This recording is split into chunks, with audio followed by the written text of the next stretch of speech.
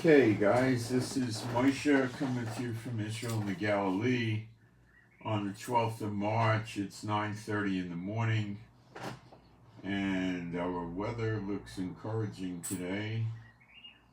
We're already at 66 degrees.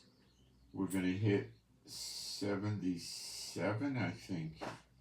No more. We're going to hit almost 80 today. Tomorrow will be pretty similar. Then it starts cooling down into high 60. Well, it's going to be nice for a long time.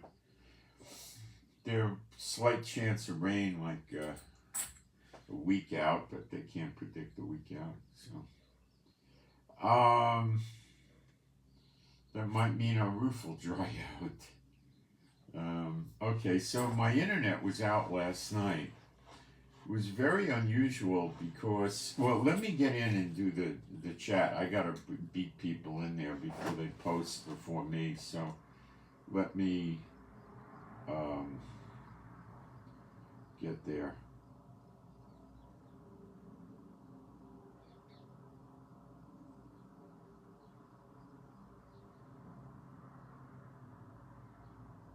Why don't I see this?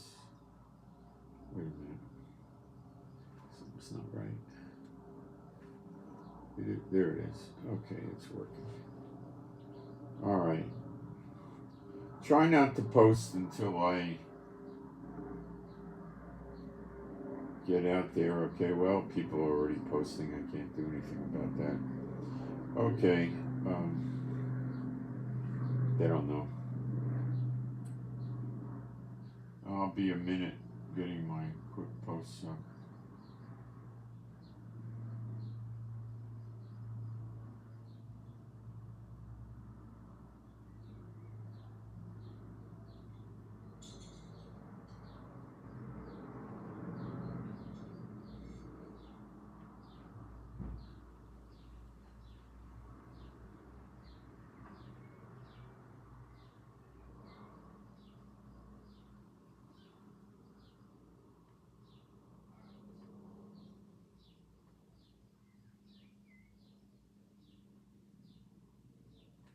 Almost there.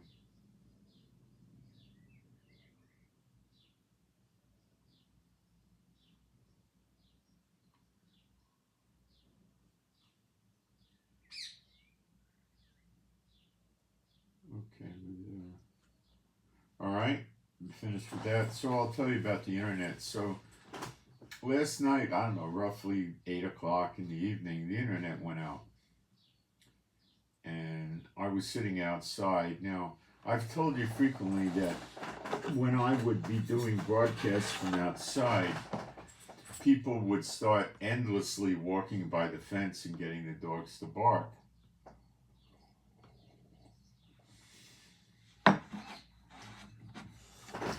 I also told you that Israel is loaded with false believers. And when I say loaded, I mean loaded. Satan has loaded them up here. Okay? They're all over the place.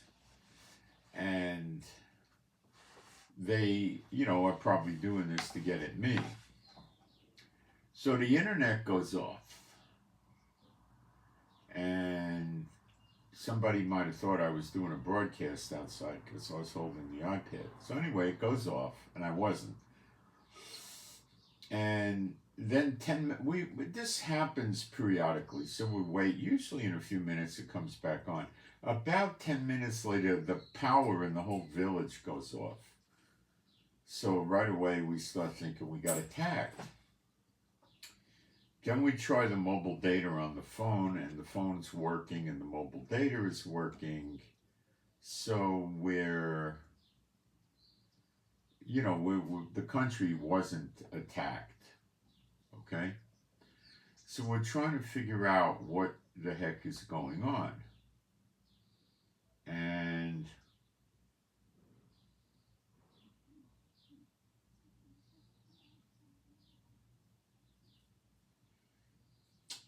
we don't know. We can't get any information. Then in a little while, we find out what happened. No, it might have been this morning we found out what happened is somebody hit an electric power pole and knocked it over. That caused the electricity outage, and it was less than a half hour, and they brought it back. But then the internet's still off. We wake up this morning, the internet's off again. So I wait till they open about 8 o'clock, and I contact them on the internet and tell them there's a problem. And then within about 30 minutes, less than that, the internet's back on. So we thought we had a universal internet outage, and I think it was somebody attacking me. Now, we have had problems from the internet before with this, somebody down there doing it. We've had problems on various social media with this coming from within. So I'm not to the bottom of it yet, but it appears the internet out before the power outage. So we don't know what happened yet. It could have been that I reported it, which was on the internet automatically, not to a live person. So what happened is they came in at 8 o'clock in the morning and brought the internet back up for this community. So I don't know what happened yet. But anyway, it seems to be back. So we didn't have any universal attack in Israel. So being a believer, and this is a believer channel, I'm going to do the praise. There is no God like Jehovah. There is no God like Jehovah. There is no God like Jehovah. There is no God like Jehovah. There is no God like Jehovah. There is no God like Jehovah. There is no God like Jehovah. There is no God like Jehovah. There is no God like Jehovah. There is no God like Jehovah. There is no God like Jehovah. There is no God like Jehovah. I might have messed that up because I was listening. I thought it was an airplane or something. But anyway, there is no Messiah like Yeshua. There is no Messiah like Yeshua. There is no Messiah like Yeshua.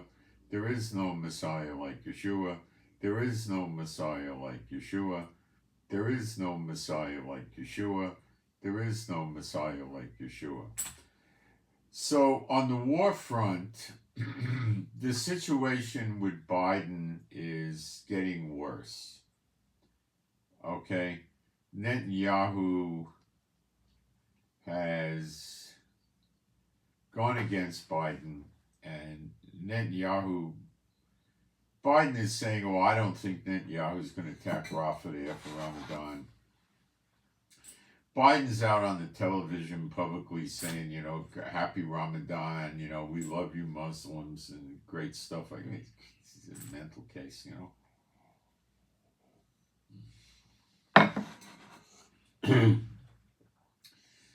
So, like I said, what Biden is doing, from what I've been shown from the Lord, is he was bringing the illegals in. And then there's already bills in Congress where he's trying to enable them to vote in American elections very quickly, and some states are all in for this.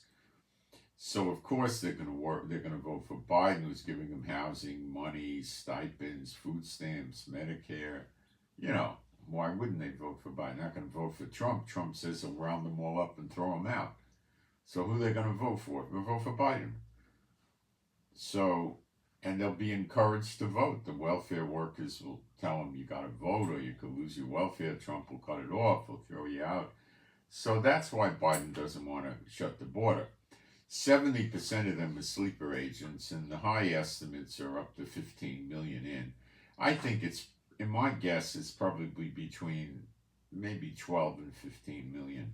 70% are military-age males, sleeper agents. Lots of Chinese, and you know, you probably have Hamas, Hezbollah, Houthis, ISIS, Al Fatah, you know, and who else? Who the heck else? No, you know, drug cartels. I'm gonna put my sunglasses on to go easy on my eyes. You could have drug cartels, and I don't know who else. So, you know, if you just wanted them, he would have cut it off a long time ago. There's enough of them around to attack all the American military bases. Remember, they build rockets underground in Gaza. So how hard would it be for them in America? They got great funding. You know, Gaza gets, what, $1 billion a year. Imagine what the sleeper agents in America are going to get, you know. massive amounts of money. They just rent a factory or buy a factory, working with the Muslim training camps that have been in America for many decades, and just start building Katyushas and other kinds of shoulder-fired rockets. And the more sophisticated missiles is a piece of cake in America. And then they can buy weapons, and they just go attack the military bases, which are poorly defended in America. And there you got your Jeremiah 50:51 getting fulfilled, and Isaiah 47. And, you know, you got to come to grips with the fact Biden is not the brightest light in the harbor or the sharpest pencil in the box. Okay? He's a relatively unaccomplished individual. All right? Now, why is he telling Netanyahu, don't attack Rafah, I want a peace deal, you know, a permanent ceasefire, we want a two-state solution? He's got a problem. He doesn't know where to turn. He's got the militias in Iraq and Syria attacking his bases, must be way over 100 times. Might be 120 times or something like that. It's a very high number. And the American military morale is going to go down for this because he's not doing a serious retaliation. And the Houthis are basically wrecking the Red Sea. And they cut 4 internet cables, or maybe they didn't cut them, they might have exploded them. And, you know, what the heck is going on, you know? So Biden did drop a remark that said, you know, we're going to do to the Houthis in Yemen what we did to Iraq. Well, you know, Biden is scared because he realizes now that there are sleeper agents in America, but he won't shut the border and he won't round them up because he's going to lose those votes. He's probably looking to get 30 million in, or 25 or something like that, so he can push the scales heavily in his favor for an election. But it's a backfire. So now he's worried if he irritates Iran or the Houthis and blah, blah, blah, they may launch the sleeper agents on America, which is a guarantee that he'll lose the election. Personally, prophetically, I don't believe there's time for another election, but Biden doesn't believe that. Neither does Trump. Anything Biden does wrong, Trump is out there broadcasting all over the world on the mainstream media. Trump has a voice that's probably close to the voice of Biden. It's pretty powerful in terms of, you know, listeners, you know. So if Biden does turn against Israel, which prophetically he will, he's going to do evil here. It's in Jeremiah 50:51. He is going to get Trump pounding him in the head about it. But Biden's got another problem. What does he do with the Houthis? You see, he's the hammer of the whole earth. He's the great voice. He's the daughter of Babylon. The nations meet where? In New York City at the UN building. It's in the daughter of Babylon. If you don't believe America's the daughter of Babylon, you're never going to understand what's going to happen in the next days and weeks. You're never going to get it. You're going to be all confused. Okay? So there's a ton of people on the internet that explain why it is the daughter of Babylon. Okay? I'm not going to do that in this video. I've done it so many times. Okay? So the Houthis need to be stopped. Now, there's nations down there like Italy, France, and India that have ships down in the Red Sea area there, and they won't submit to the American coalition. They don't want to join America. They don't trust Biden. He's a goof.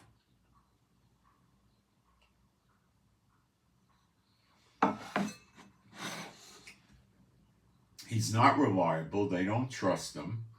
And they're worried about his political aspirations interfering with waging a war.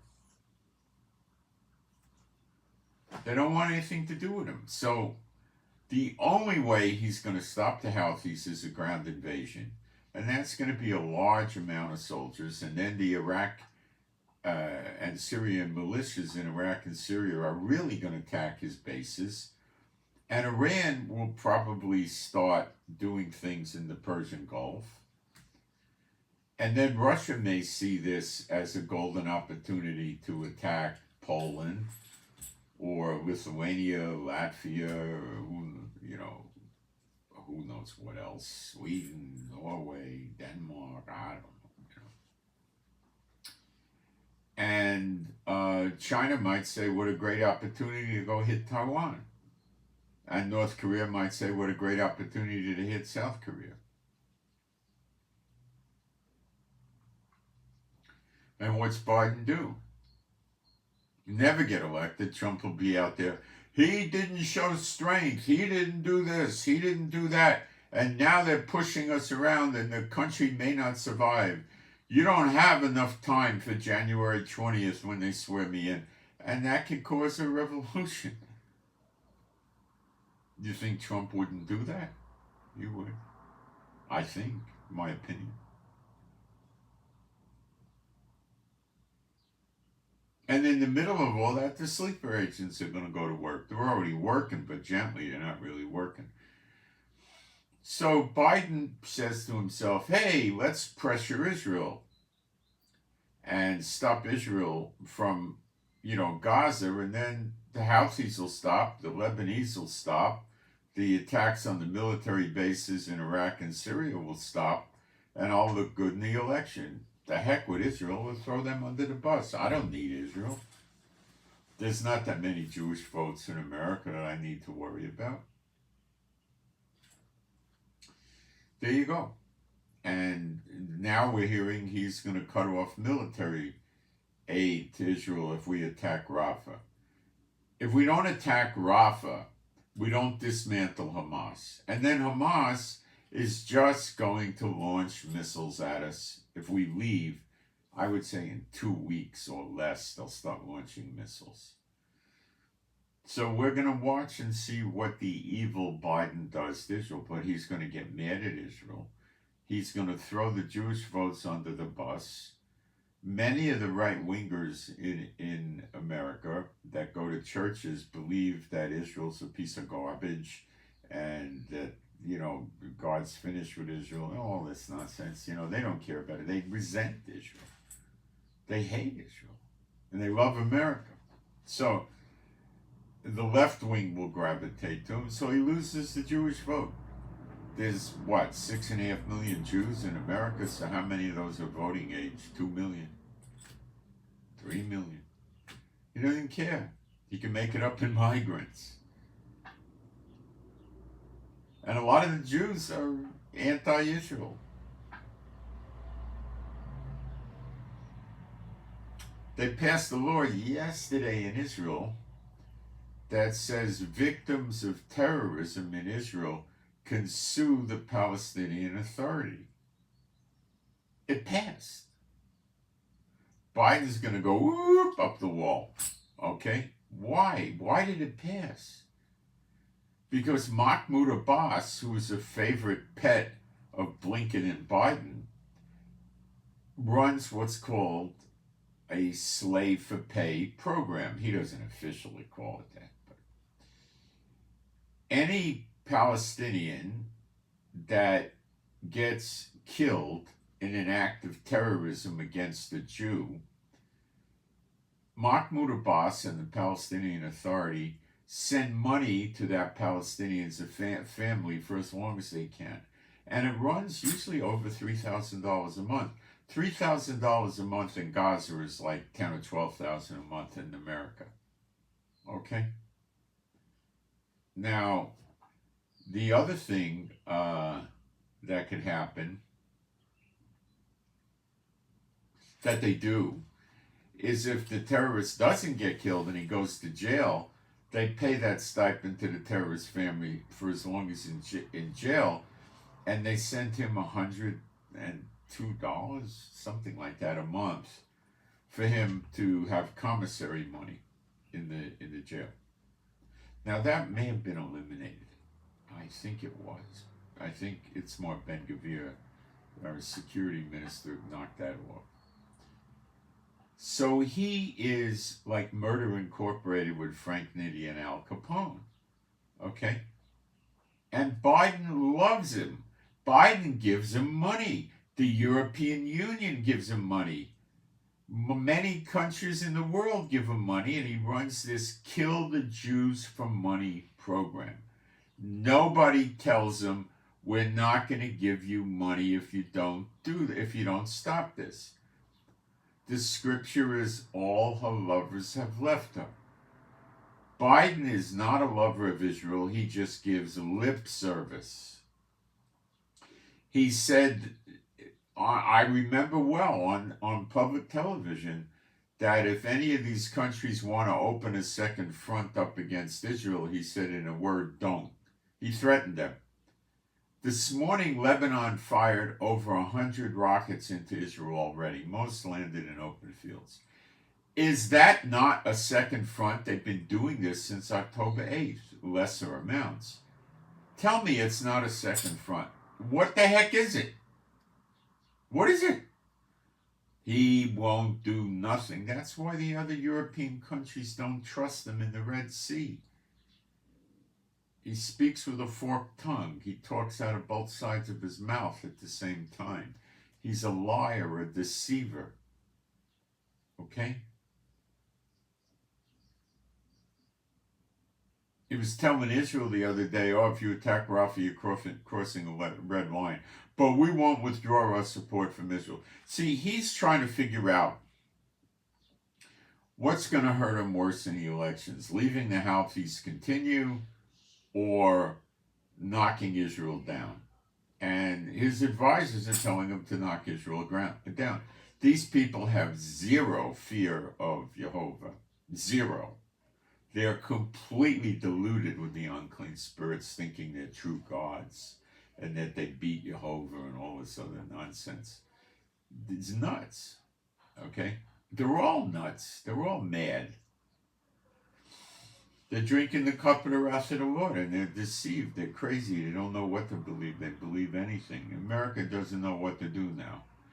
So Biden is not mobilizing for a war against Yemen. If he was, we would pick it up from the people that look at the airplane flight trackers. They would be able to tell us that there's been a large movement of aircraft into the Middle East, and what type of aircraft there were, like if there were troop carriers, cargo planes, fighter jets. All of this would be moving, and Navy ships would be moving, and we're not seeing any of this.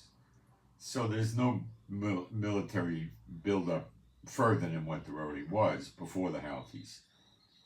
That is detectable, or if there's some, it's not significant. That makes me believe, since he has to get the Houthis to stop, that he thinks it's less painful and smarter to bear down on the Jews. Okay? And get them to stop. Netanyahu's not going to do that. So what's going to happen here in Israel? There's going to be, I don't know if it's a retroactive law. In other words, if you were damaged by terrorism 18 months ago, could you now go sue the Palestinian Authority? Or it only applies to violations from today forward? I don't know. We'll find out. But that's going to break the Palestinian Authority's budget. No matter how much money the courts, the NATO and EU and America and Canada and Japan and all the other people that hate Israel keep giving money to this organization to kill Jews.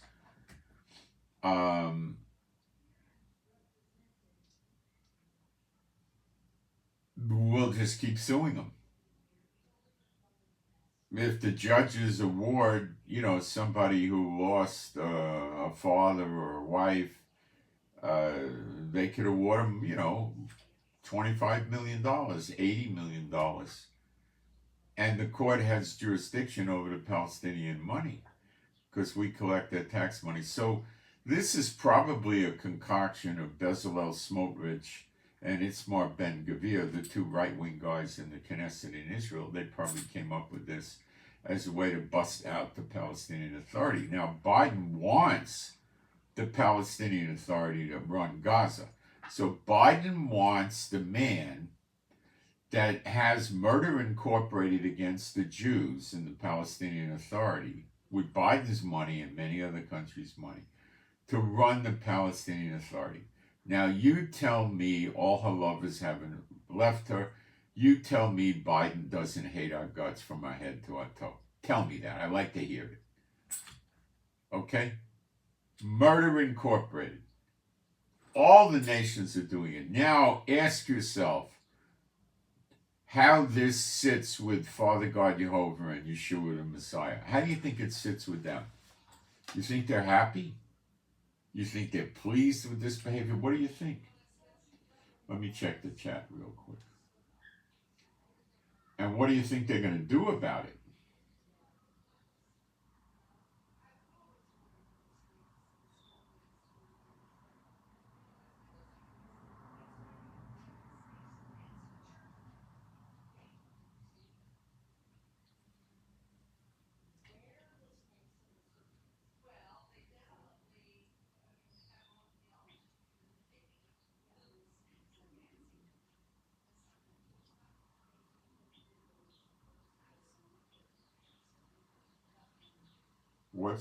I don't know what the heck you're talking about. I'll just remove it. I don't know what you're saying.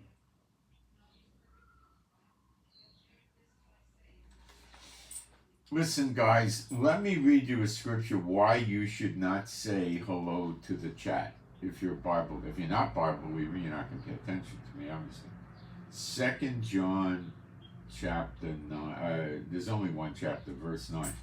Whosoever transgresseth and abideth not in the doctrine of Christ hath not God. He that abideth in the doctrine of Christ, he hath both the Father and the Son. If there come any unto you, and bring not this doctrine, receive him not into your house, neither bid him Godspeed. He that biddeth him Godspeed, which is a greeting, it's just generally a greeting. Godspeed is partaker of his evil deeds.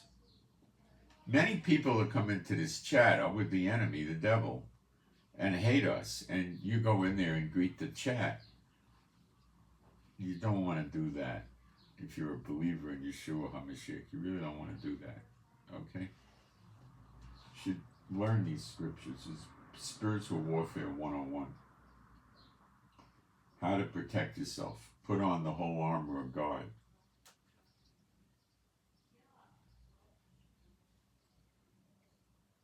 Okay. And so that's setting the stage. It's Ramadan. We're in the second day of Ramadan. There's a big controversy. The Saudi Arabia, they were supposed to wait another day to see the moon, which was last night. The moon was seen, I believe. So we're in the next month. But they couldn't see it the previous day. And, you know, it's the New Moon Society that's run by the Sanhedrin. It's not a true Sanhedrin. They call themselves that in Israel. Came out with a statement that said it's impossible for them to see the new moon, even with a telescope. There was not enough illumination. But the Saudis went ahead and called it and said, oh, we saw the new moon. It was a lie. They couldn't. So for some reason, they wanted to start Ramadan a day earlier than it should be. Now, we don't know why they did that, but they did do it. So we're in the second day of Ramadan. There's barbed wire fences up at the Dome of the Rock. And they're only letting people in that are over 40. And there's all kinds of tensions, but we got to see what happens. We're not taking rockets from Gaza. We haven't hit Rafah yet. I don't know when they're going to hit Rafah. They're going to hit Rafah. They're bringing more food in, but they're not bringing in anywhere near enough food. I think Biden said, or America said, they brought in like 25,000 meals roughly and 25,000 bottles of water to North Gaza. That's not enough. So, I mean, it helps. And then we have numerous pictures of them feasting in Ramadan. So they're screaming they have no food. Yet there's pictures of them having Ramadan feasts. So what the heck's going on here? Where did that food come from? Did it just sprout up from the earth? What happened? You know, we don't. You see what I'm saying? This could all be a big lie, or it could be real. We don't know. The soldiers would know something, but maybe not even, because they don't go in people's houses and stuff like that. So Biden is going to pressure Israel, and it's not going to work. Then what's Biden going to do? He's going to turn the heat up on Israel and do bad things to Israel with the military. That's what he's going to do, in my opinion. And that's why in Jeremiah 51, one of the many reasons why you see the entire American military will be wiped out. It's in numerous places in Jeremiah 51. They're completely wiped out, all of them. What can I tell you? Some of you have children in the military. I can't help you. Some of you might be in the military. I can't help you. Get out of the military. Get your kid out of the military. That's the best advice. Okay? They're all going to go. So, will Biden eventually attack the Houthis? Probably. He may not go through with this thing on against Israel, because Netanyahu is a very underhanded, dirty, backstabbing, lying, cheating player. And Netanyahu will sit around at night before he goes to sleep and think about what he could do to get even with Biden. And he will come up with something. Biden is not going to be able to do a targeted assassination on Netanyahu. Mossad and the Shin Bet are too good. They're not going to get anywhere with that. So, yeah, I don't even think he'll try. It's too dangerous. So, he's already tried to topple Netanyahu's cart by having Gantz come to Washington. But I don't think he got anywhere with Gantz. Gantz probably didn't get a green light from Satan to turn on Netanyahu. So what does he do?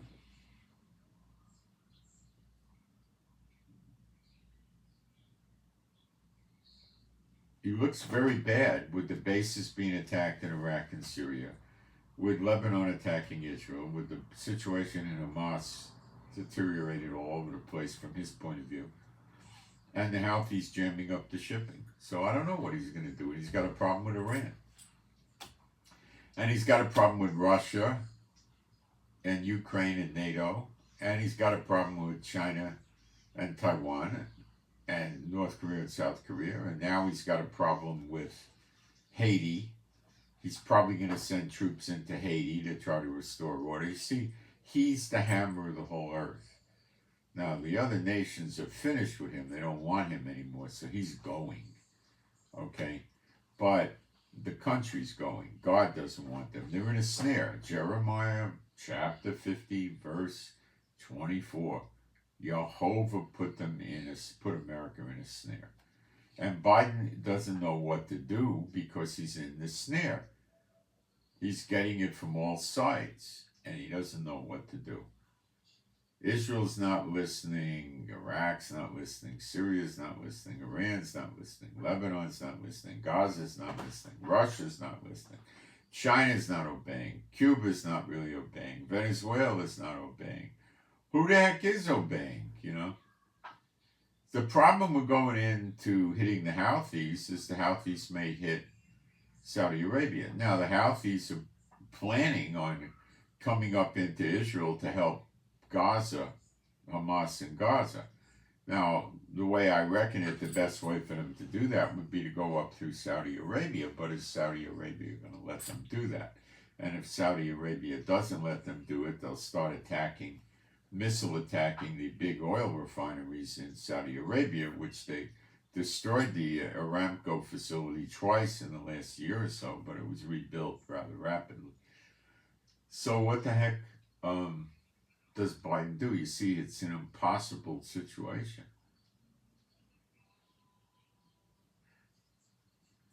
Biden's mistake was as soon as they started hitting the military bases in Iraq and Syria, he should have, number one, left, or number two, brought in fleets of 50 or 75 jets and started obliterating the terrorists and bring in tanks and soldiers and go through there.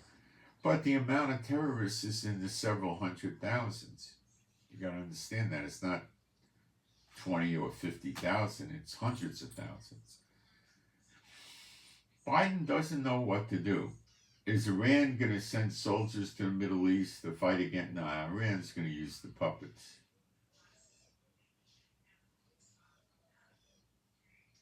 Iran can't afford to deploy hundreds of thousands of soldiers outside of Iran. They don't have serious air defenses. They don't have a serious navy. And they need their soldiers to defend against the ground invasion. And they have a strong risk of a revolutionary overthrow of the country.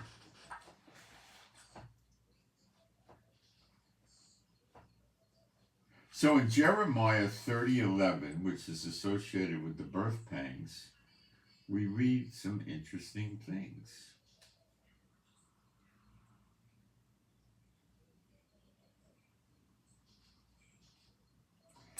For I am with thee, saith Jehovah, to save thee, speaking of Israel, though I make a full end of all nations whither I have scattered thee. That means he's going to destroy all the nations that he scattered the Jews into. I reckon this between 100 and 125 nations. It's definitely all of Europe. It's definitely all of North America, Central America, South America, and the Caribbean islands, or most of them. And it's in parts of Asia, much of the Middle East, and parts of Africa. So, and this is supposed to happen with the birth pangs, which is going to happen. This should be over with, I think, in the next 5 months or so. So, what happens if there is, and how could you imagine this? Well, Russia attacking them, getting help from other countries attacking them, the stand countries, Belarus, China hitting Japan, because Japan's going to resist when they hit Taiwan, North Korea hitting South Korea, Guam will get hit, Philippines will get hit, Australia will join in, they might get hit. They've had Jews scattered there for sure, New Zealand too. So then, what happens? He's not going to kill everybody there. He's going to destroy the nation, because these nations are satanic in their leadership, and they were built up by having idolatry in the country, worshiping unclean spirits, and the corruption that unclean spirits bring, and things like that. And that's how they sprung up and built themselves up. So the nation itself is going to be destroyed. Not every person, but probably quite a few of them. And this is right on the edge. Now, don't think that there's not enough time, because when you do that, you're not understanding how powerful Father God Jehovah is. He could send down fire and brimstone and do it. He's done that before with Sodom and Gomorrah. He could do it again. He could put plagues on them. He could do lots of things. War could do it, but it doesn't have to be war. It could be fire. It could be many things.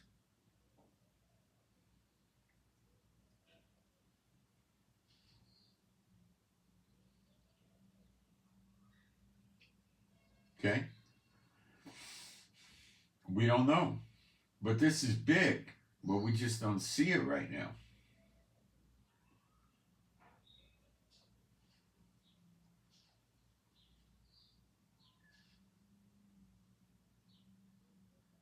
We're in the year of recompenses, and that's more than likely when he's going to do it.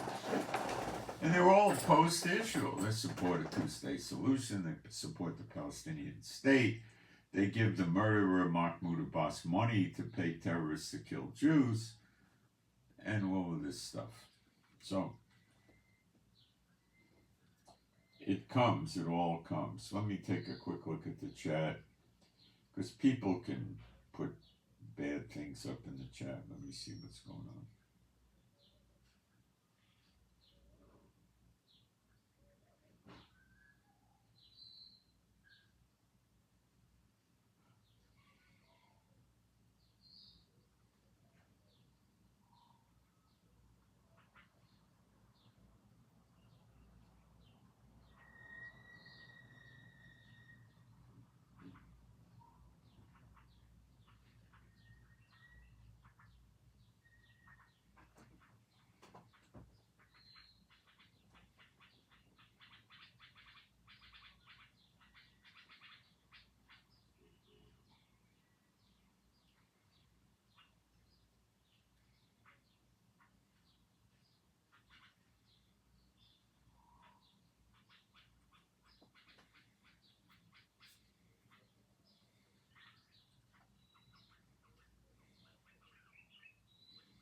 Okay. I want to show you prophecy out of Deuteronomy. Okay. For today. It's pretty interesting. Yesterday I did the blessings and curses of the law. And today I'm going to take you deeper into it. We're going to go into Deuteronomy 29 and start there. Now these are the words of the letter. Whoa, I'm in the wrong book. Sorry. It's in Jeremiah. Sorry about that. Okay, Deuteronomy 29 verse 1. These are the words of the covenant which Jehovah commanded Moses to make with the children of Israel. This is a covenant, the word is brit, to make with the children of Israel in the land of Moab, beside the covenant which he made with them in Horeb. And Moses called unto all Israel and said unto them, You have seen all that Jehovah did before your eyes in the land of Egypt, unto Pharaoh, and unto all his servants, and unto his land.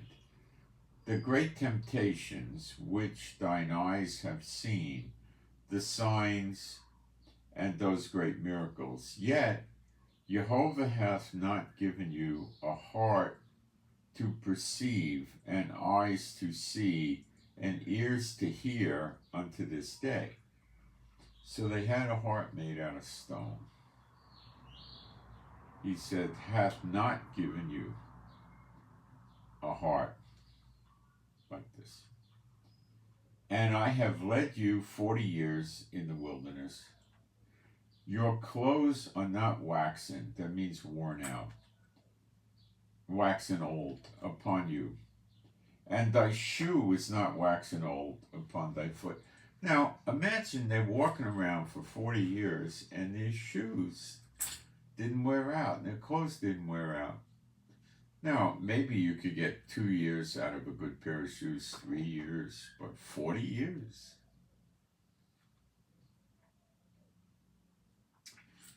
All of them, their shoes were this way. You see, you've got to understand how powerful Father God Jehovah is. You've got to start to learn that. You have not eaten bread, neither have you drunk wine or strong drink, that you might know that I am Jehovah Elohim. And when you came into this place, Sihon, the king of Heshbon, and Og, king of Bashan, came out against us unto battle, and we smote them. And we took their land, and gave for, now I think Heshbon, let's take a look. I think Heshbon is in Lebanon. let's take a quick look. We should be able to look that up rather easily.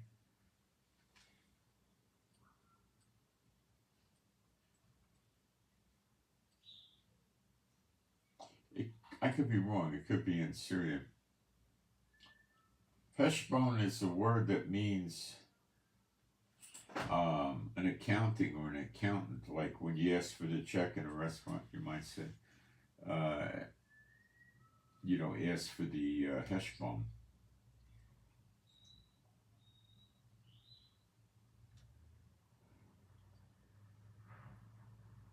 No, it's in Jordan.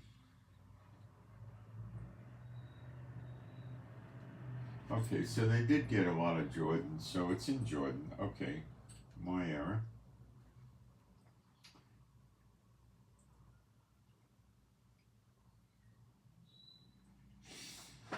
Deuteronomy 29:6. You have not eaten bread. Oh, we did that. And drunk wine. Okay.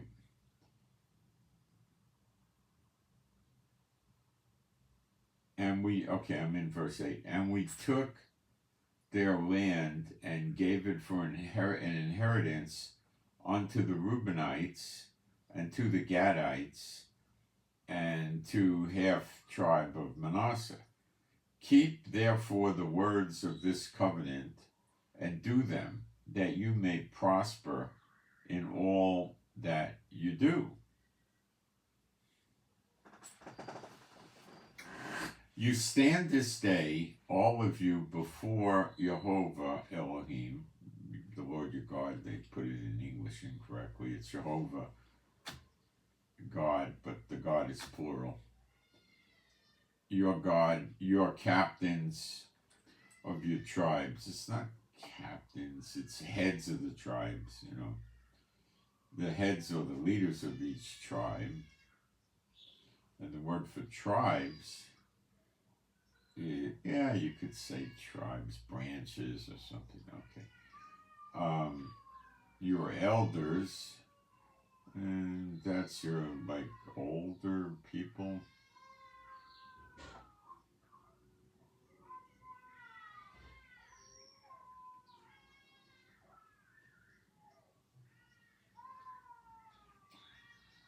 Your officers, and what's that word?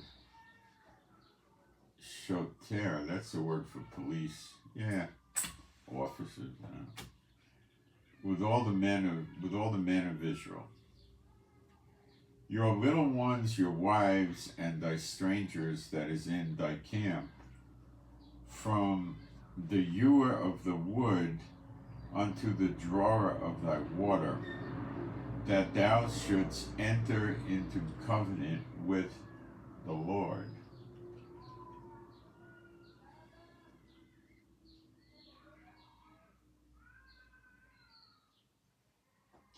Enter into covenant with Jehovah Elohim, and into his oath, which the word for oath is very curious in Hebrew. It's Allah. But you have to remember the Arabs don't speak Hebrew. So when they say Allah, they're not using the Hebrew word.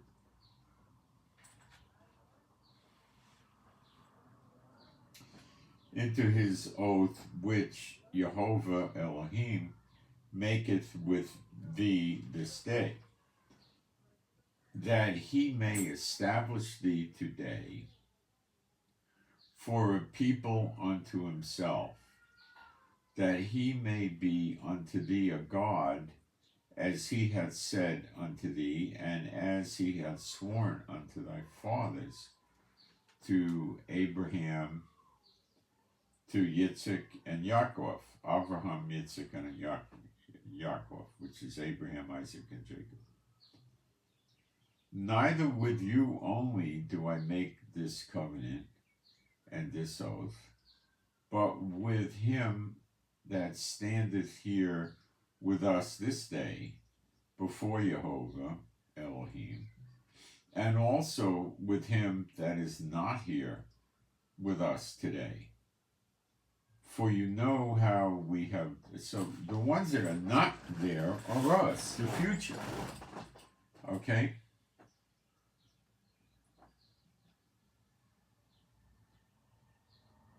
So what he's saying is, established as a people. Okay, so he's talking about those in the future too. For you know how we have dwelt in the land of Egypt.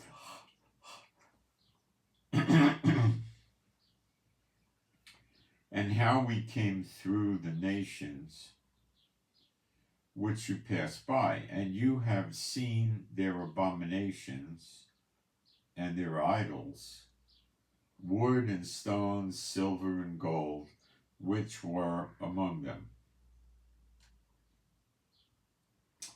Lest there should be among you man or woman. Now there's a lot of good stuff here, just wait for it, okay? Man or woman or family or tribe, whose heart turneth away this day from Jehovah Elohim, to go and serve the gods of these nations. That means heathen. Goyim, it means heathen, not so much nations. Lest there should be among you a root that beareth gall and wormwood.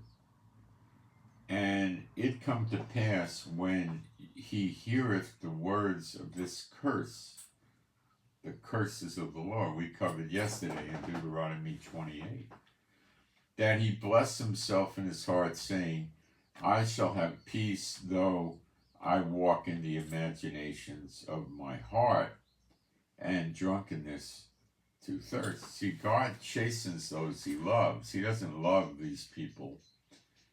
And he waits, and then they get a visitation, they get a day of vengeance, and they get killed for eternity.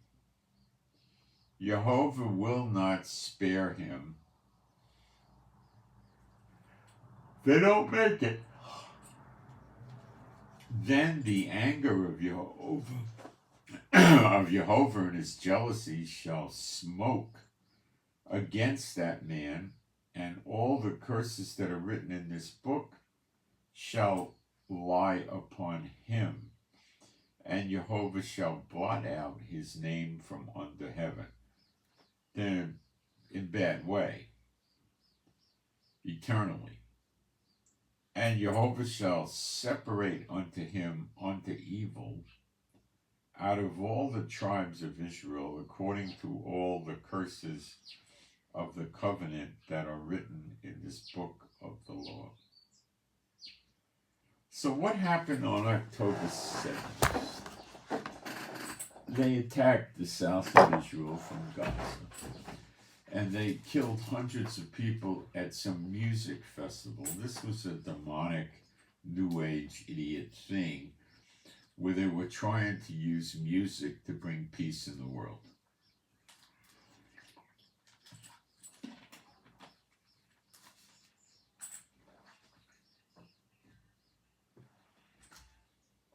There's absolutely no biblical basis for this whatsoever. It's pure demonic stupidity. And they got killed. No, people in the kibbutzes and the moshavs got killed. I don't know much about them, but they got killed. So Jehovah's going to kill many people in Israel, 2/3 to be more precise. And Jehovah shall separate him unto evil. In other words, separate is badal, divide, separate. Okay? Divide and separate. Now, where do we see this? We see it in the 2/3, which is Zechariah 13. Verse 8.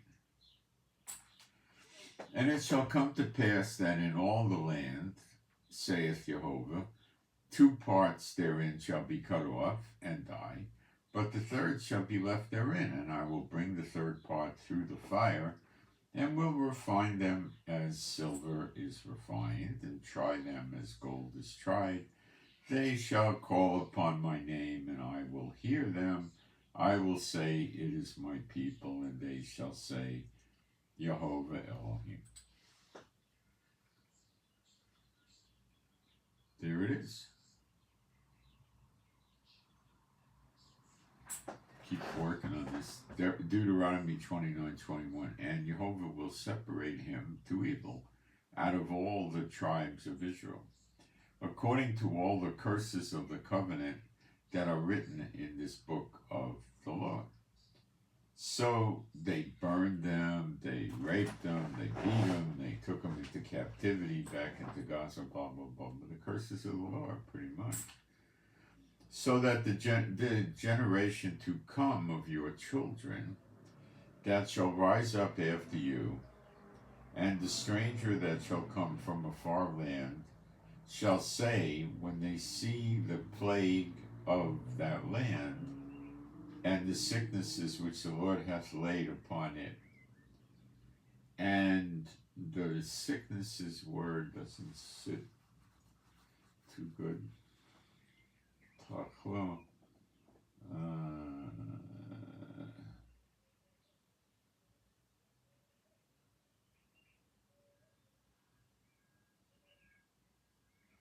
Maladies may be better, not sickness, but sickness gets the point across in a not accurate way, I guess, which Jehovah hath laid upon it, and that the whole land thereof is brimstone and salt and burning, that it is not sown, nor beareth, nor any grass groweth therein. The overthrow of Sodom, like the overthrow of Sodom and Gomorrah, Admon and Zebulun, which Jehovah overthrew in his anger and in his wrath. And much of Israel is just dry, parched land, much of it today.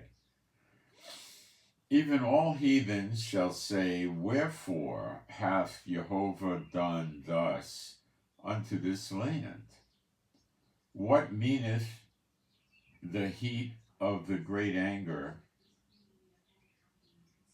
Then men shall say, because they have forsaken the covenant of Jehovah, Elohim, of their fathers, which he made with them, when he brought them forth out of the hand of Egypt. For they went and served other gods, and worshipped them, gods whom they knew not, and whom he had not given unto them. And the anger of Jehovah was kindled against this land, to bring upon it all the curses that are written in this book. And Jehovah rooted them out of their land in anger and in wrath and in great indignation, and cast them into another land, as it is this day.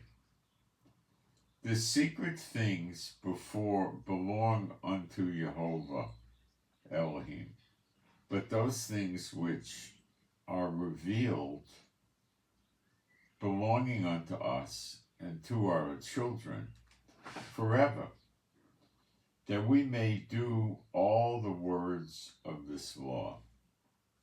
Okay? This is the same law the churches want you to believe is done away with for all time, which it's not.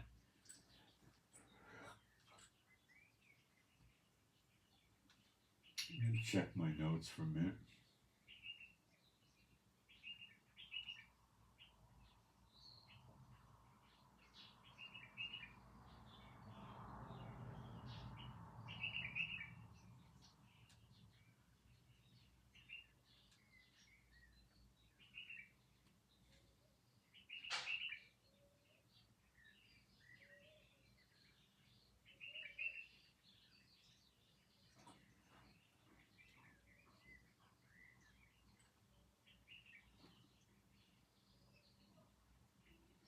Now, I want to read again Deuteronomy 29, verse 29. The secret things belong to Jehovah Elohim, But those things which are revealed belong unto us and to our children forever, that we may do all the words of this law. So the law is not done away with. It's just stupid to believe it. And that's what the church is teaching. And this is a forever thing. Okay?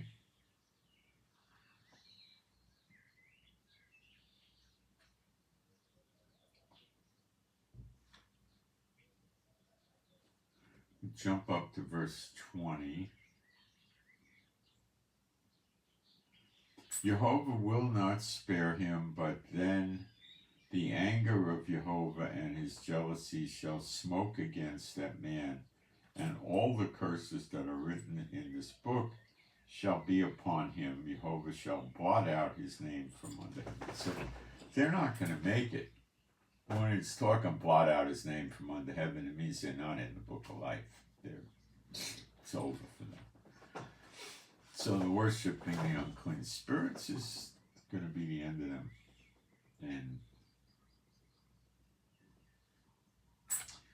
now let's do Deuteronomy 30. And it shall come to pass when all these things are come upon thee, the blessing and the curse which I have set before thee, and thou shalt call them to mind among all the nations whither Jehovah Elohim hath driven thee.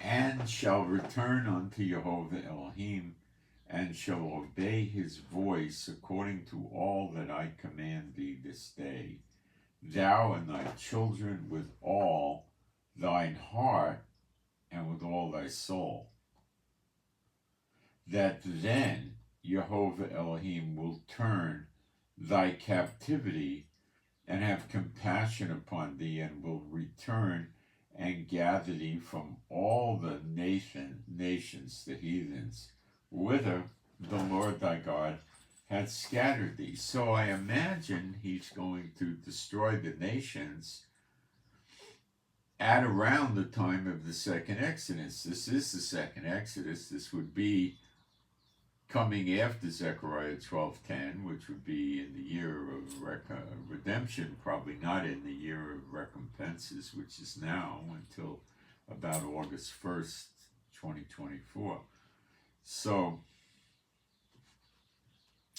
that then Jehovah Elohim will turn thy captivity and have compassion upon you, and will return and gather thee from all the nations whither Jehovah Elohim hath scattered thee.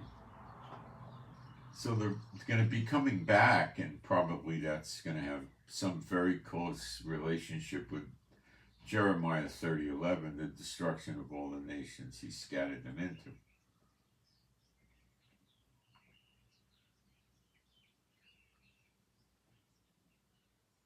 Got it? Okay.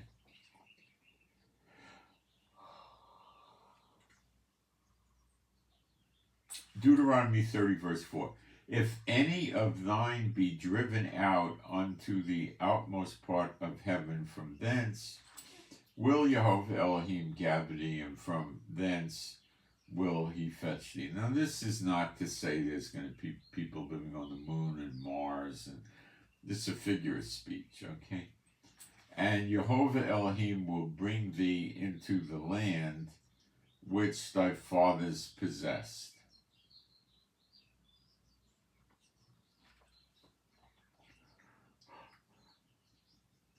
And he's speaking about us for our days now.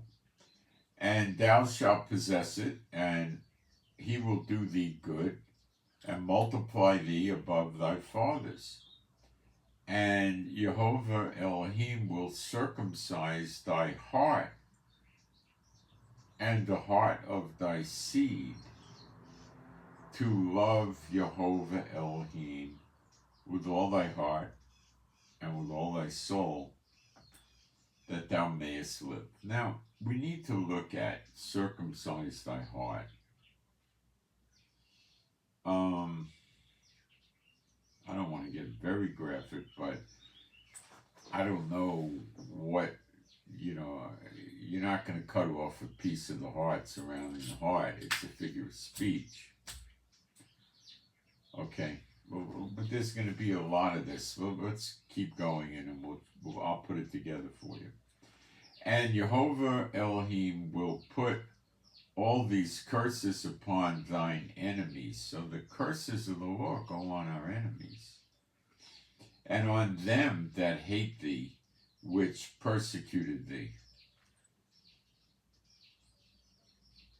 And that probably ties to Jeremiah 30 verse 11, where he destroys all the nations he scattered us to. I see it tied together. And thou shalt return and obey the voice of Jehovah. Return, 2nd Exodus, obey the voice of Jehovah, and do all his commandments, which I command thee this day.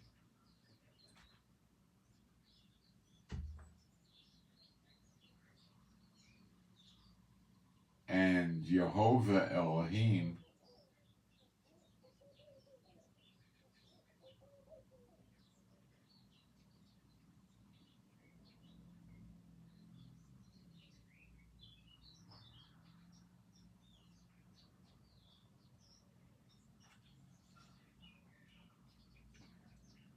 now I'm in verse 9. And Jehovah Elohim will make thee plenteous in every work of thy hand, that we get a double portion. The fruit of thy body, children, the fruit of thy cattle, the animals reproduce, the fruit of thy land, the crops growing, trees or whatever, growing out of the ground, for good. For Jehovah will again rejoice over thee for good. People don't understand. He rejoices when Israel comes back. He's really happy. He's jealous for us to come back. That's in Zechariah 1 and 2. You read this. Over thee for good, as he rejoiced over thy fathers. See, if people in this fallen flesh, when Adam and Eve partook of the tree of good and evil, the flesh became lousy. So the flesh wars against the spirit. Yeshua is the second Adam. When he appears in the clouds like lightning from the east to the west, seated on the right hand of power, and we see him, we get changed and we have everlasting life, which means we have another body, which probably means we have a circumcised heart. And then we're able to, then the flesh will not go against the spirit. We can go with the spirit. But with this flesh, it wars against the spirit or the commandments of God. It pulls the other way. Okay, it says, let's get wealth and riches and lust and drugs and drunk and this and that, and we'll live good for a few years, and then we'll be for billions and billions of years in the lake of fire. Never ending. Never get out.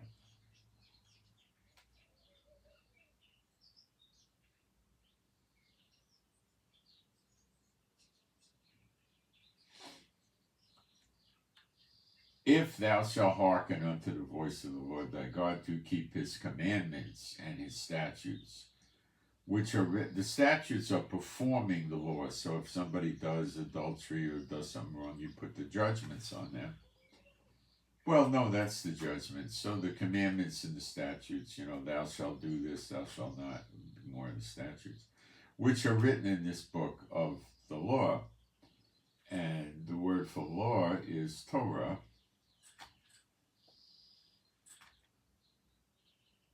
And if thou turn unto Jehovah Elohim with all thy heart and with all thy soul, you got to really turn. For this commandment which I command thee this day is not hidden from thee, neither is it far off. Well, it is when you go to the churches, but if you read your Old Testament and your New Testament, you're okay. It is not in heaven that thou should say, who shall go up for us to heaven and bring it unto us that we may hear it and do it.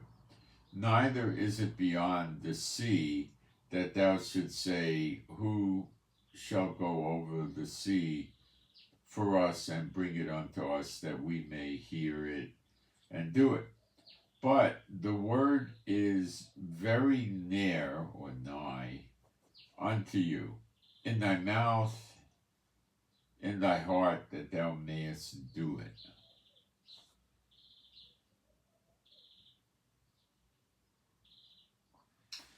See, I have set before thee this day life and good, and death and evil.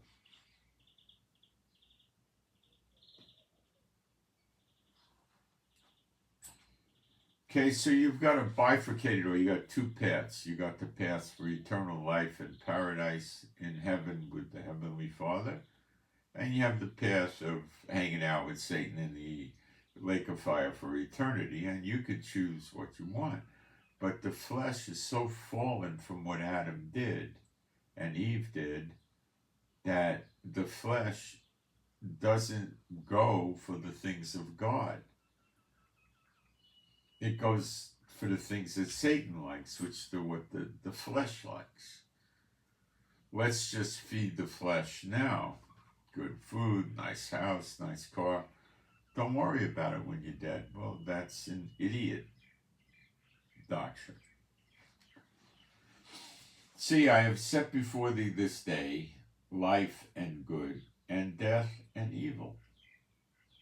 In that I command thee this day to love Jehovah Elohim, to walk in his ways, and to keep his commandments and his statutes and his judgments. That's to punish the ones that break the law, that thou mayest live and multiply.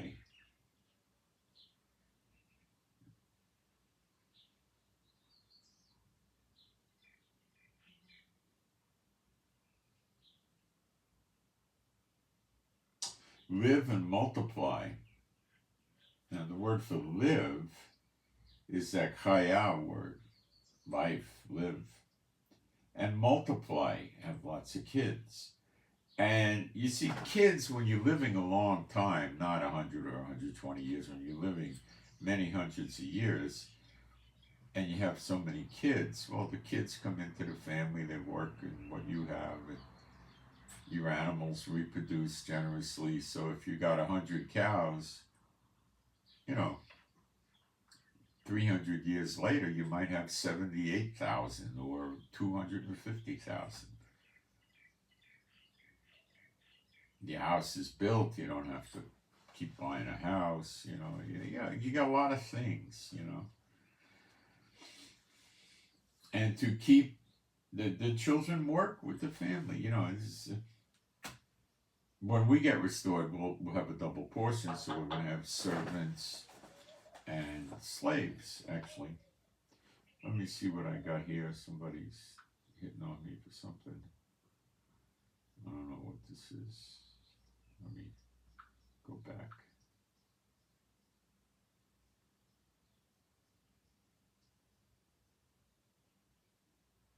Oh, it's just the internet. I keep telling them to write in English so I can understand the technical stuff better, but they don't, so I'm going to ignore it.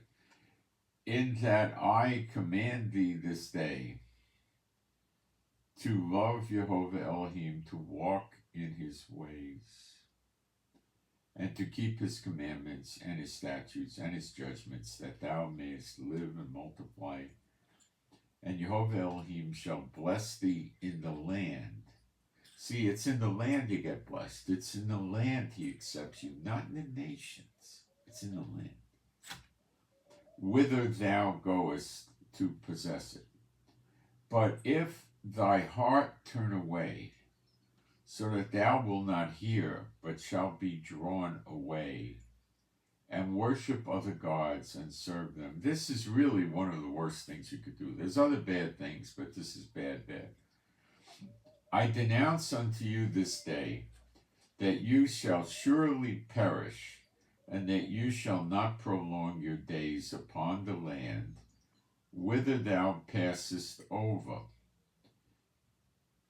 Jordan to go to possess it. So they may be referencing the Jordan River here. I call heaven and earth to record this. So then you would be in Jordan, and we have a bunch of Jordan belonging to us. Very short. I call heaven and earth to record this day against you, that I have set before you life and death, blessing and cursing. Therefore choose life, that both thou and thy seed may live. But the fathers chose death instead, so we've had a horrible time. That thou mayest love Jehovah Elohim, and that thou mayest obey his voice, and that thou mayest cleave unto him, for he is thy life, and the length of thy days, that thou mayest dwell in the land which Jehovah swore unto thy fathers, to Abraham, to Isaac, and Jacob, to give them. Abraham, Yitzhak, and Yaakov.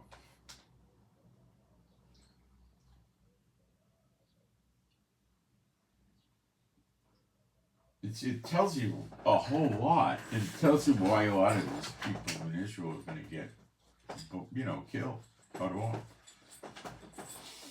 And Moses went and spake these words unto all Israel, and he said unto them, I am 120 years old this day. I can no more go out and come in. Also Jehovah hath said unto me, thou shalt not go over this Jordan. It's Jordan River into the land there.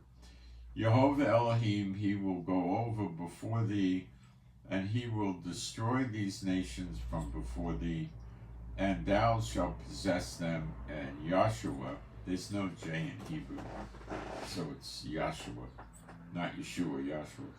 He shall go over before thee as the Lord hath said, and Jehovah shall do unto them as he did to Sihon and Og, kings of the Amorites, unto the land of them, whom he destroyed. And Jehovah shall give them up before your face, that you may do unto them according unto all the commandments which I have commanded you. Be strong of a good courage, fear not, nor be afraid of them. For Jehovah Elohim, he it is that doth go with thee. He will not fail thee, nor forsake thee. And Moses called unto Joshua, and said unto him in the sight of all Israel, be strong and of a good courage, for thou must go with this people unto the land which Jehovah had sworn unto their fathers to give them. Thou shalt cause them to inherit it. And, I'm going to go into the second Exodus scriptures in a minute, but, then we go and we could go advance this into Deuteronomy 32, which is real interesting. It says, give ear, O you heavens, and I will speak, and hear, O earth, the words of my mouth. My doctrine shall drop as the rain, my speech shall distill as the dew, as the small rain upon the tender herb, and as the showers upon the grass, because I will publish the name of Jehovah. Ascribe ye greatness unto our Elohim. He is the rock, his work is perfect, for all his ways are judgment, a God of truth and without lawlessness. Just and right is he. They have corrupted themselves. Their spot is not the spot of his children. They are a perverse and crooked generation. Do you thus requite the Lord, O foolish people, and unwise is not he? Thy father hath bought thee, hath he not made thee and established thee? Remember the days of old, consider the years of many generations. Ask thy father, and he will show thee thy elders, and will tell thee. When the Most High divided to the nations their inheritance, when he separated the sons of Adam, he set the bounds of the people according to the number of the children of Israel. For Jehovah's portion is his people, Yaakov is the lot of his inheritance. He found him in a desert land, in the waste howling wilderness. He led him about, he instructed him, he kept him as the apple of his eye. As an eagle stirreth up her nest, fluttereth over her young, spreadeth abroad her wings, taketh them, beareth them on her wings. So Jehovah alone did lead him, and there was no strange God with him.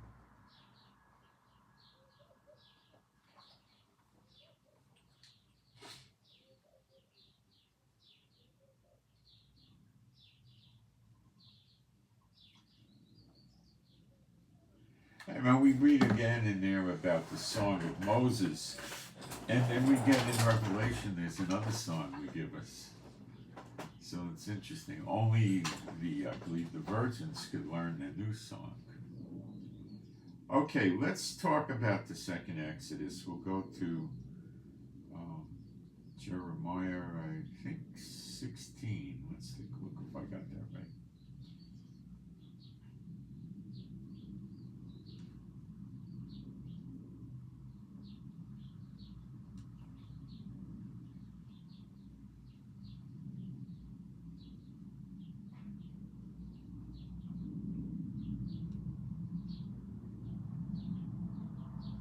Could be 17. Let me see.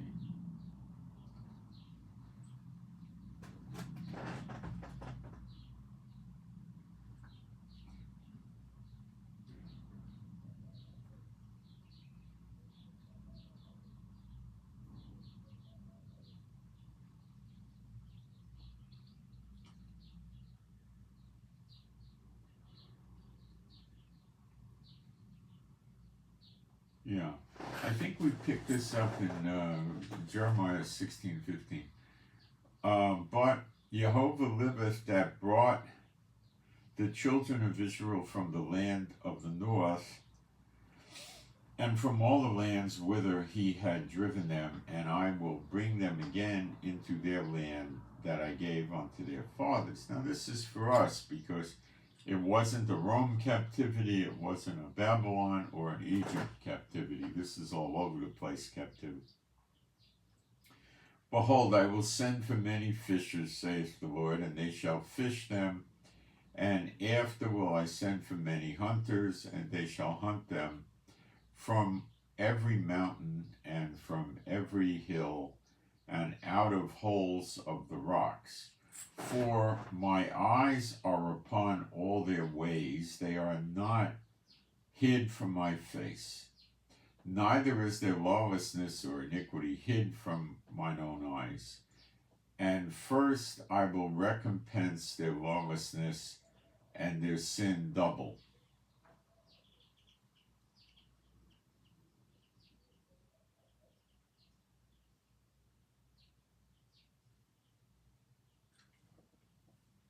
And their sin double, because they have defiled my land. They have filled mine inheritance with the carcasses of their detestable and abominable things. O Jehovah, my strength and my fortress and my refuge in the day of affliction, The goyim shall come unto thee from the ends of the earth, and shall say, surely our fathers have inherited lies, vanity, and things wherein is there no profit, following the unclean spirits. Shall a man make gods unto himself, and they are no gods? Therefore, behold, I will this once cause them to know, I will cause them to know my hand and my might, and they shall know that my name is Jehovah. Wow. And we see it again in Jeremiah 23.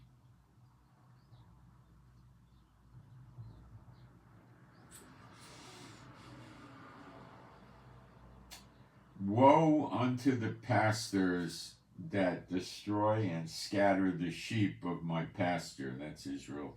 He's speaking of the government, the rabbis, that kind of people.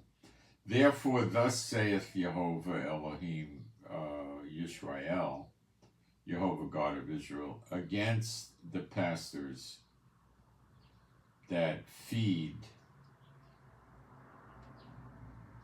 This is very much like Ezekiel 34.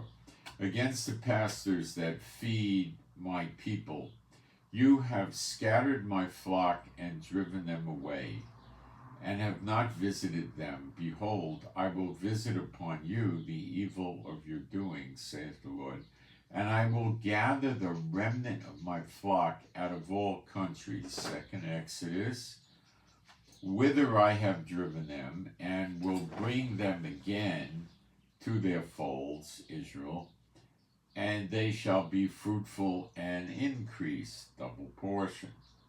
And I will set up shepherds over them, which shall feed them. This should be the Levites, feed them the word of the Lord. And they shall fear no more, nor be dismayed. Neither shall they be lacking, saith the Lord, Jehovah. Behold, the days come, saith Jehovah, that I will raise unto David a righteous branch, and a king shall reign and prosper, and shall execute judgment and justice in the earth.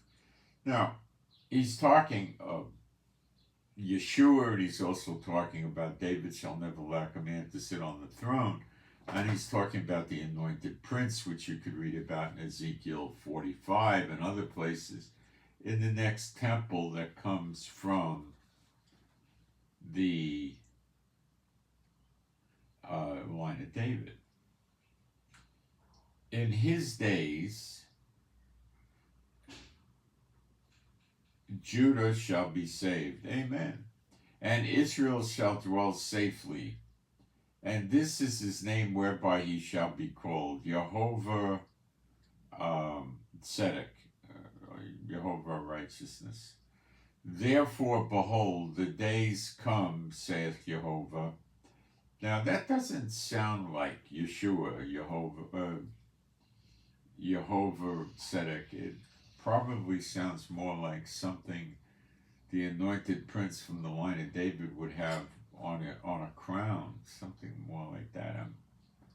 I have to investigate this, so I'm not entirely sure, but it sounds like that to me. Therefore, behold, the days come, saith Jehovah, that they shall no more say, Jehovah liveth, which brought up. But there's a way to do this here in a minute. Hold on.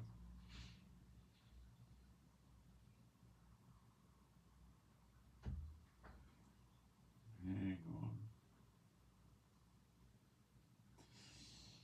Let's go to the internet and see. The high priest had something with words on it. Let's see what happens.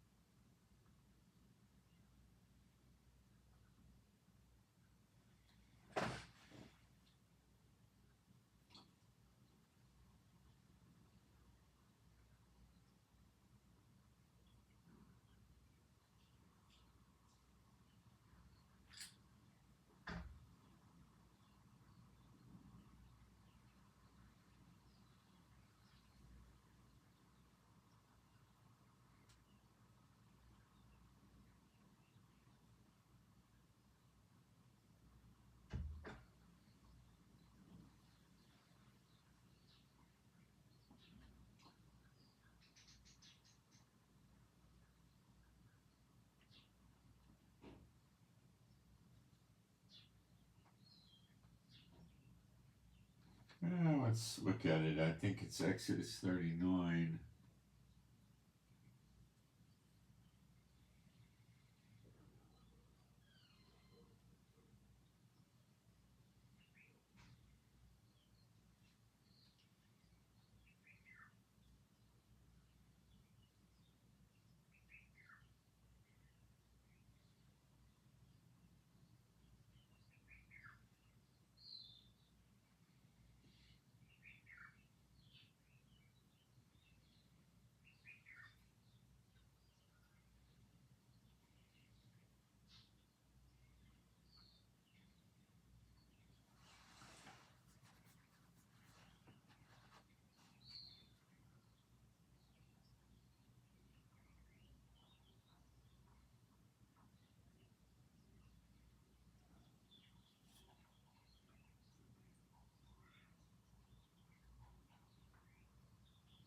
I gotta go through the whole chapter to find the right verse, but I'll get it.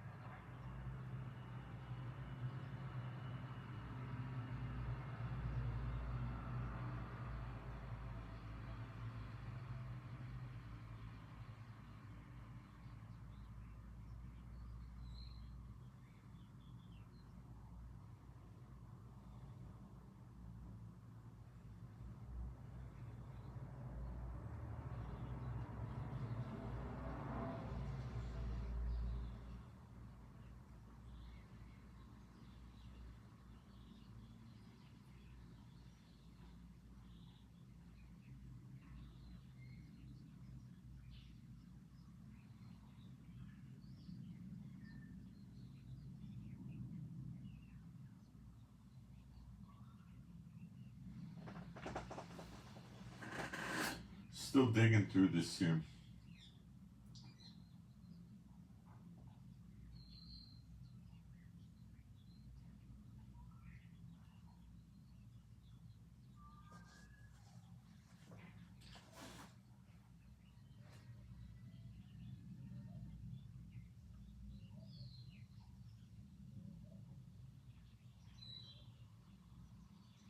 It says holiness. Okay, they did make him a crown, and it said holiness, which is kadosh. It's a different word to the Lord. It's a kadosh Jehovah.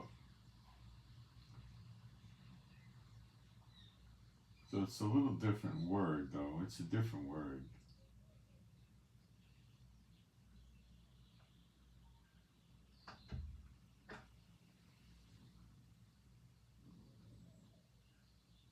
All right, back to Jeremiah 23:7.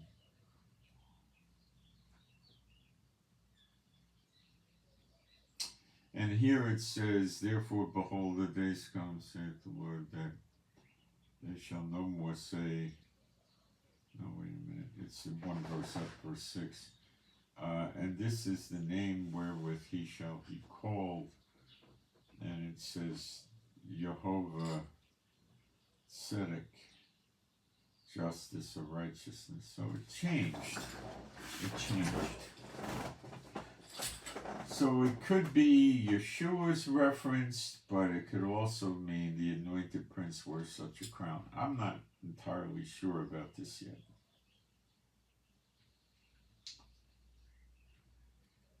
And therefore, behold, the days come, saith Jehovah, that they shall no more say, Jehovah liveth, which brought up the children of Israel out of the land of Egypt. But Jehovah liveth, which brought up and which led the seed of the house of Israel out of the north country, and from all the countries whither he had driven them, and they shall dwell in their own land.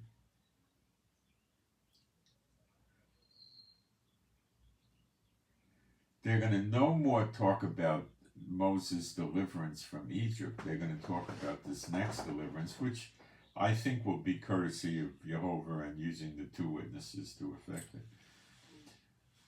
There were two witnesses, two prophets, and two judges, not witnesses, two judges and two prophets when they came out of Egypt, Moses and Aaron.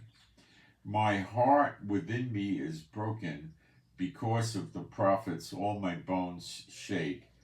I am like a drunken man, and like a man whom wine hath overcome, because of Jehovah, because the words of his holiness. For the land is full of adultery. Okay, we'll leave that now, and we'll go to Ezekiel chapter 20, starting in verse 33, and this is a very detailed depiction of the second Exodus.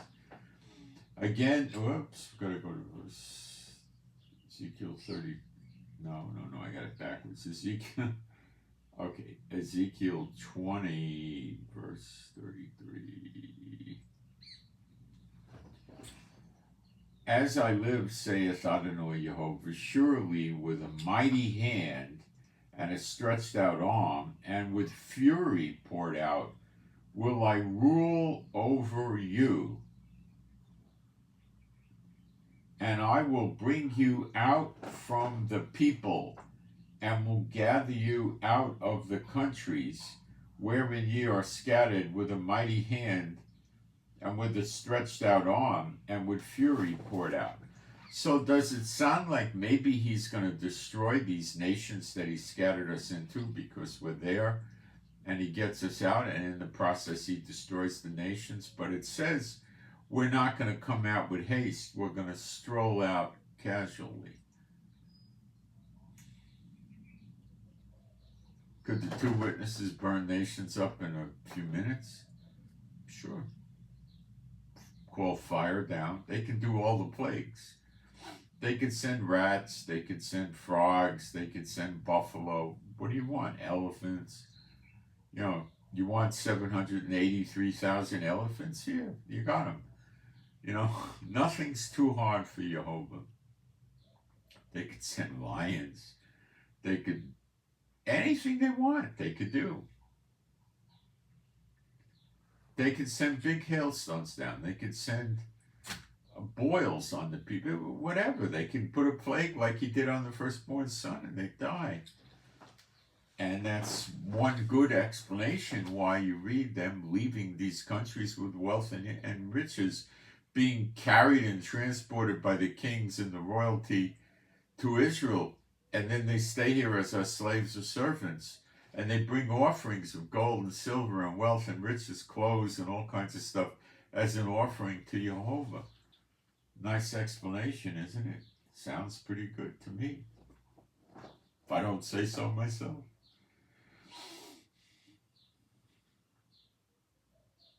One way Satan will try to get the nations to thwart God's plan is to not let the Israelites return to Israel. So that won't work well. And that's what happened with Pharaoh. Same thing.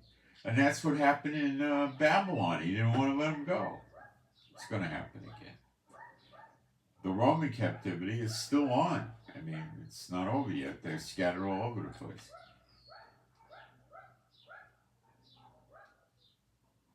And America is going to be destroyed, and they're going to leave, so there you got it. And I will bring you into the wilderness of the people, and there will I plead with you face to face. So they stopped in the wilderness on the way to Israel. Like as I pleaded with your fathers in the wilderness of the land of Egypt, so will I plead with you. The word for plead is not exactly such a great translation. Shafet. Judge, govern, judge. He's going to separate the wheat from the chaff. We'll keep reading, you'll see. I will cause you to pass under the rod. Now, what is this with the rod? All the Israelites, no matter where they are going to be coming out of captivity and going to this wilderness for Jehovah's name's sake. Not for what they did or didn't do, for Jehovah's name's sake. There they pass under the rod. What does that mean? The shepherd goes in the evening and gets his sheep. He has a sheep pen where he keeps them at night. Okay, and he may stay outside with them. He may have protective dogs, or I don't know how he does it. Maybe it's boarded up real good so no animals can get in and attack him. I don't know. I'm not a shepherd. Okay, but I'm not an agricultural shepherd, let me say. So, under the rod. So when they would go in the sheep gate, remember Yeshua said he's the sheep gate. When they go in, the rod was a staff, maybe the same staff he used when he was, out in the field with them to keep them in line. And he would hold the staff there and let them come in slowly, because they'll just storm in on you, And make sure there were no goats in there, there was no other guy's sheep in there was no coyote in there, or a bad dog, or whatever, So the rod separates the sheep from the goats. So he gets the garbage out, the ones that are going to be serving the devil lovingly and try to get in to cause harm and destruction. They ain't going to make it. They're not going to make it to Israel. The sheep pen or the barn is Israel. They're not going to make it. And I will bring you into the bond of the covenant, the good ones. And I will purge out from among you the rebels. There you go, the rod. And them that transgress against me, I will bring them forth out of the country where they sojourn, and they shall not enter into the land of Israel, and you shall know that I am Jehovah.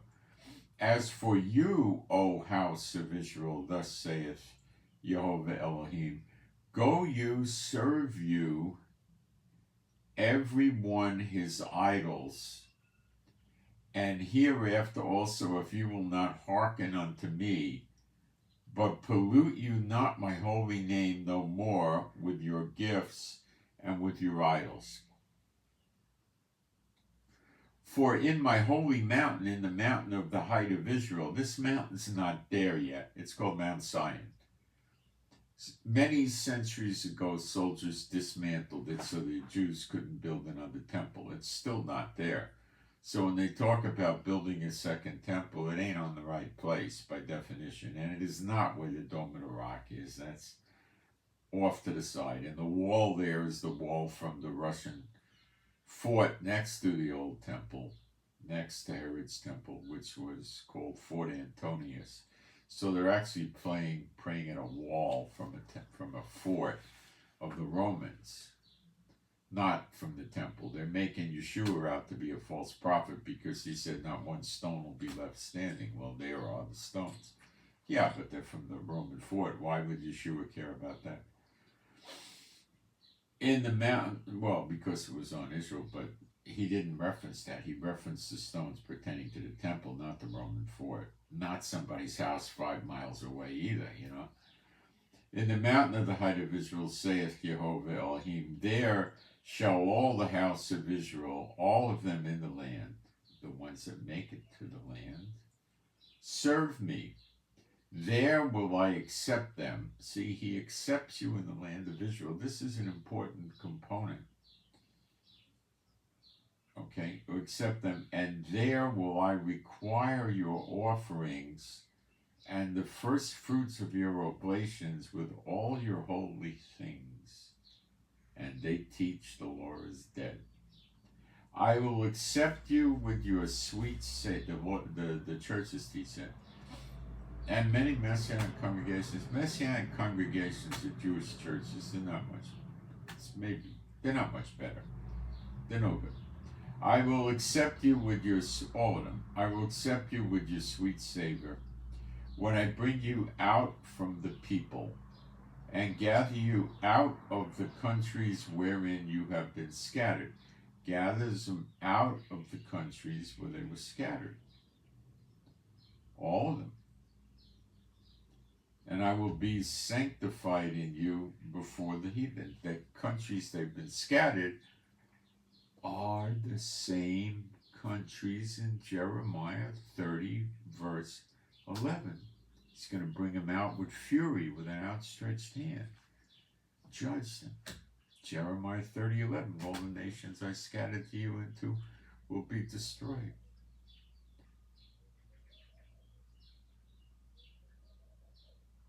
Can you get it? Coming soon to a world near you, the world you live on. It's coming. All things work to good for those who love the Lord. Don't worry. And you shall know that I am Jehovah when I shall bring you into the land of Israel, into the country for the which I lifted up my hand to give it to your fathers. And there shall you remember your ways and all your doings wherein you have been defiled.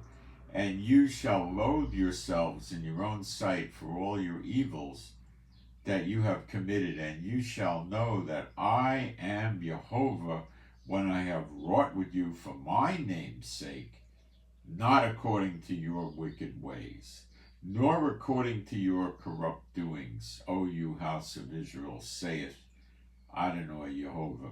Now this was written thousands of years ago before it happened.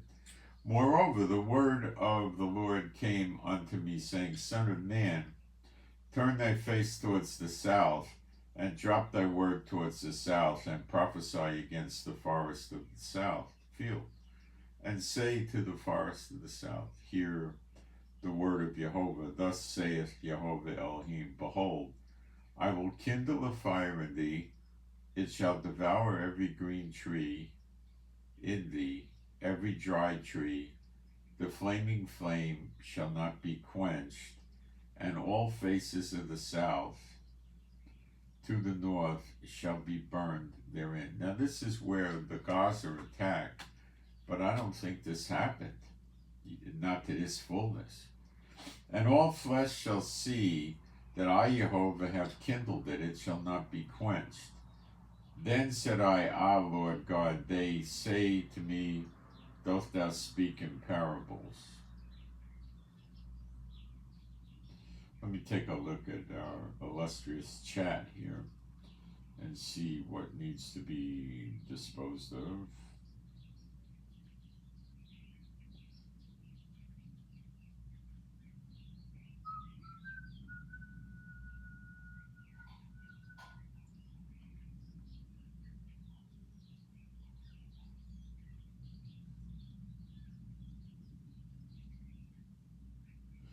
The camera thing on the iPad, it has like an autofocus on me or something like that. I don't know what to do about it. I just leave it alone.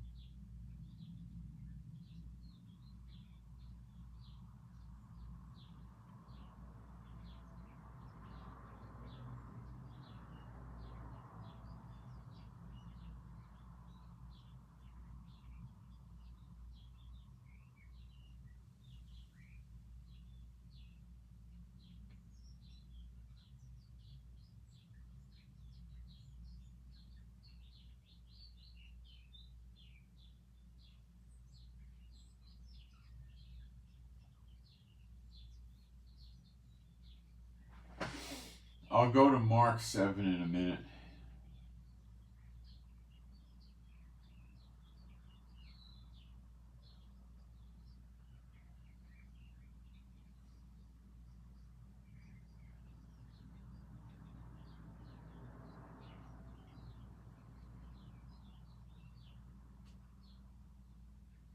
So the question was Mark 7:17. Let's read it. Mark 7:17. And when he was entered into the house from the people, his disciples asked him concerning the parable, and he said unto them, Are you so without understanding also? Do you not perceive that whatsoever thing from without entereth into the man cannot defile the man, because if it entereth not into his heart, but into the belly, and goeth out unto the draught, purging all meats. Yes, it does mean that all food is clean, and it's consistent with Acts 10, with the sheets coming down from the sky that Peter saw it. And he said, don't call common what I have cleansed. Yes, it's the same thing.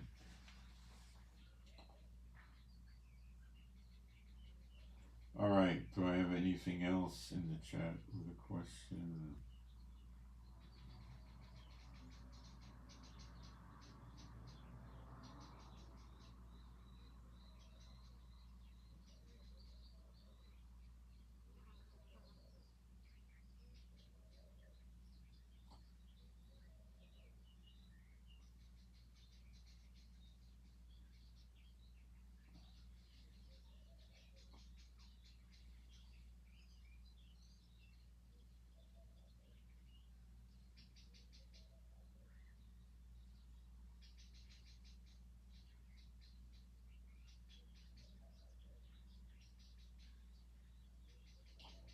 Okay. There is a prayer request I don't want to forget, and it's for NS Nancy Sierra, NS Nancy Sierra, NS healing. Prayer request is for healing.